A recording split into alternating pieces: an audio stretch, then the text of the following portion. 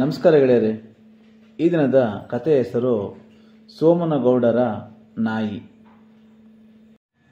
ಸ್ನೇಹಿತರೆ, ಈ ಕತೆ ನಾವು 3ನೇ ತರಗತಿ ಇದ್ದಾಗ ಕೇಳಿದ್ದಂತಹ ಕತೆ.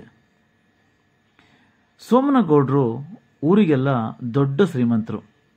ಅವರ ಮನೆಯಲ್ಲಿ ಒಂದು ನಾಯಿಯನ್ನು ಸಾಕಿರ್ತಾರೆ. ಅದರ ಹೆಸರು ಮೋತಿ. ಮೋತಿ ಬಲು ನಂಬಿಕೆ ಪ್ರಾಣಿಯಾಗಿತ್ತು. ಜಾಣತನಕ್ಕೆ ಅದು ಊರಿಗೆಲ್ಲ ಕೂಡ ಹೆಸರುವಾಸಿಯಾಗಿತ್ತು.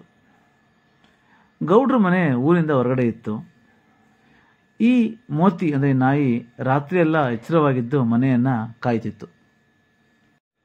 ಹೀಗಿದ್ದಾಗ ಒಂದಿನ ಸೋಮನಗೌಡರ ಆಪ್ತರ ಮದುವೆಗೆ ಗೌಡ್ರು ಮನೆಯವರೆಲ್ಲ ಕೂಡ ನೆರೆಯವರಿಗೆ ಹೋಗ್ಬೇಕಾಗಿ ಬರುತ್ತೆ. ಮೋತಿಯನ್ನು ಮನೆ ಕಾಲು ಬಿಟ್ಟು ಹೊರಡ್ತಾರೆ. ಗೌಡ್ರ ಮನೆಯಲ್ಲಿ ತುಂಬ ಬಂಗಾರ ಇರುತ್ತೆ. ಕಳ್ಳರು ಇದೇ ಸಮಯವನ್ನು ಕಾಯ್ತಾ ಇರ್ತಾರೆ. ಹೇಗಾದ್ರೂ ಮಾಡಿ ಗೌಡ್ರ ಮನೇಲಿ ಕಳ್ತನ ಮಾಡಬೇಕು, ಹೇಗಿದ್ರು ಇವರು ಮನೆ ಊರಿಂದ ಹೊರಗಡೆ ಇದೆ ಅಂತ. ಮನೆಯಲ್ಲಿ ಯಾರೂ ಇಲ್ಲದ ಸಮಯ ನೋಡಿಕೊಂಡು ಗೌಡ್ರ ಮನೆಗೆ ಹಿಂಬದಿಯಿಂದ ಕನ್ನ ಹಾಕ್ತಾರೆ.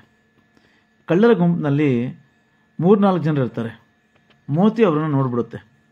ಆದರೆ ಬೊಗಳೋದಿಲ್ಲ. ಎಲ್ಲವನ್ನೂ ನೋಡ್ತಾ ಮನೆಯಲ್ಲೇ ನಿಂತ್ಕೊಂಡಿರ್ತದೆ. ಗೌಡ್ರ ಮನೆಯ ಬಂಗಾರ ಮತ್ತು ಹಣ ತುಂಬಿದ ಪೆಟ್ಟಿಗೆ ತುಂಬ ಭಾರವಾಗಿರ್ತದೆ. ಕಳ್ಳರಿಗೆ ಅವಸರದಲ್ಲಿ ದೂರ ಒಯ್ಯೋದಕ್ಕೆ ಸಾಧ್ಯವಾಗೋದಿಲ್ಲ. ಅವರು ಏನು ಮಾಡಬೇಕು ಅಂತ ಗೊತ್ತಾಗಲ್ಲ. ಅಷ್ಟಲ್ಲೇ ಬೆಳಗಾಗ್ತಾ ಬಂದ್ಬಿಡುತ್ತೆ. ಭಾಳ ಯೋಚನೆ ಮಾಡ್ತಾರೆ. ಕೊನೆಗೆ ಊರು ಹೊರಗಿರುವಂಥ ಒಂದು ಗುಡ್ಡದ ಸಮೀಪ ಬಂದು ಅದನ್ನು ತಗೊಂಡು ಹೋಗ್ಬಿಟ್ಟು ಅಲ್ಲಿ ಒಂದು ಗುಂಡಿ ತೋಡಿ ಹೂಳಿಡ್ತಾರೆ. ಮೋತಿ ಈ ಕಳ್ಳರಿಗೆ ಗೊತ್ತಾಗದಂತೆ ಅವ್ರನ್ನ ಹಿಂಬಾಲಿಸಿರುತ್ತೆ. ಹೂಳಿಟ್ಟ ಸ್ಥಳವನ್ನು ನೋಡಿಕೊಳ್ಳುತ್ತೆ.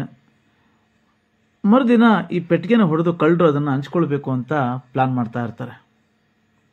ಹೀಗಿದ್ದಾಗ ಮರುದಿನ ಮದುವೆ ಮುಗಿಸಿ ಗೌಡ್ರು ಮನೆಗೆ ಬರ್ತಾರೆ. ಮೋತಿ ಎಂದಿನಂತೆ ಅವ್ರ ಜೊತೆಗೆ ಲವಲವಿಕೆಯಿಂದ ಆಟ ಆಡೋದಿಲ್ಲ, ಮತ್ತು ಒಡೆಯನ ಸ್ವಾಗತಿಸೋದೂ ಇಲ್ಲ.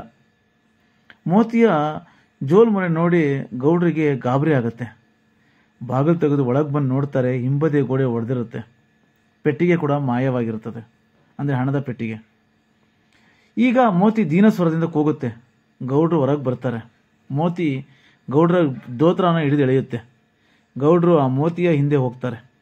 ಮೋತಿ ಏನು ಮಾಡುತ್ತೆ, ಸೀದಾ ಆ ಕಳ್ಳರು ಊತಿತ್ತಂತಹ ಸ್ಥಳದಲ್ಲಿ ಕರ್ಕೊಂಡು ಹೋಗ್ಬಿಟ್ಟು ಜಾಗ ತೋರಿಸಿ ಕಾಲಲ್ಲಿ ಕೆದರುತ್ತೆ. ಗೌಡ್ರಿಗೆ ಸ್ವಲ್ಪ ಅನುಮಾನ ಬರುತ್ತೆ. ತಮ್ಮ ಆಳುಗಳನ್ನ ಕರೆಸಿಬಿಟ್ಟು ಆ ಸ್ಥಳದಲ್ಲಿ ಅಗಸ್ತಾರೆ. ಅಲ್ಲಿ ಅವರಿಗೆ ತಮ್ಮ ಪೆಟ್ಟಿಗೆ ಕಾಣುತ್ತೆ. ಆಳುಗಳಿಂದ ಆ ಪೆಟ್ಟಿಗೆನ ಜೋಪಾನವಾಗಿ ಮನೆಗೆ ಹೊತ್ಕೊಂಡು ಮನೆಗೆ ಬರ್ತಾರೆ. ಗೌಡ್ರಿಗೆ ಈ ಮೋತಿಯ ಜಾಣತನವನ್ನು ನೋಡಿ ತುಂಬ ಖುಷಿಯಾಗುತ್ತೆ. ಪ್ರೀತಿಯಿಂದ ಅವ್ರ ಮೈ ಮೇಲೆ ಕೈಯಾಡಿಸ್ತಾರೆ. ಮೋತಿ ಕೂಡ ಸಂತೋಷವಾಗುತ್ತೆ. ಗೌಡ್ರು ಹೇಳ್ತಾರೆ, ನಿಯತ್ತಿಗೆ ಪ್ರಾಣಿ ಅಂದ್ರೇ ನಮ್ಮ ಮೋತಿ ಅಂತ ಹೇಳಿ ಖುಷಿ ಆಗ್ತಾರೆ. ಥ್ಯಾಂಕ್ ಯು ಗೆಳೆಯರೇ. ಕತೆ ಇಷ್ಟ ಆಗಿದ್ರೆ ಲೈಕ್, ಶೇರ್ ಮತ್ತು ಸಬ್ಸ್ಕ್ರೈಬ್ ಮಾಡಿ. ಹಾಗೂ ನಿಮ್ಮ ಮಿತ್ರರು ಕೂಡ ಈ ಹಳೆಯ ಕಥೆಯನ್ನು ಕೇಳಿ ಅವರು ಕೂಡ ತಮ್ಮ ಶಾಲಾ ದಿನಗಳನ್ನು ಜ್ಞಾಪಿಸ್ಕೊಳ್ಬಹುದು. Thank you.